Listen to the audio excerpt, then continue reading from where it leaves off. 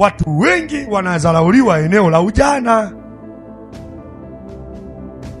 Ukiokoka ukiwa kijana utasikia haiwezekani kijana kuokoka. Ndio ile neno wanasema haiwezekani tajiri kuingia ufalme wa mbinguni. Ndio walivyoamini wazee wa zamani. Sisi tunasema inawezekana chechi mwenu na mwetu sisi matajiri wakasali. Inawezekana kijana kuwa mtakatifu. Inawezekana kijana kuwa mtakatifu. Narudia tena, inawezekana kijana kuwa sawa sawa. Inawezekana kijana kutoa mapepo. Inawezekana kijana kumwombea mgonjwa akainuka. Inawezekana kijana kuwa tajiri. Inawezekana.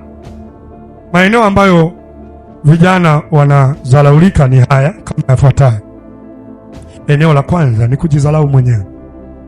Maeneo ambayo vijana wanadharaulika kwanza ni kujidharau mwenyewe.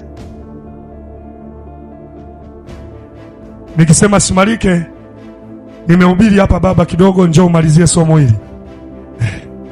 Anasema baba naangamia kwa sababu hamjui aliye ndani yake. Lakini mimi nikwambie, vijana wasioaminika, ukiwaamini dakika moja watakufurahisha. Na kwambia watu ambao hujawatarajia wakifanya kitu utashangaa sana, kwa sababu hawagi wao wanakuaga Kristo. Eneo la pili ni watu wanaowazunguka. Watu wanaowazunguka. Ukitaka uishiwe power, usikilize watu wanasema nini kuhusu maisha yako. Narudia tena, if you lose power, sikiliza watu wanachoongea, kwa sababu watu wameshikilia jana yako kuliko leo. Watu wanajua past yako kuliko present. Kuna watu hata ukijitetea, nikwambie ukweli, unaweza usitoboe.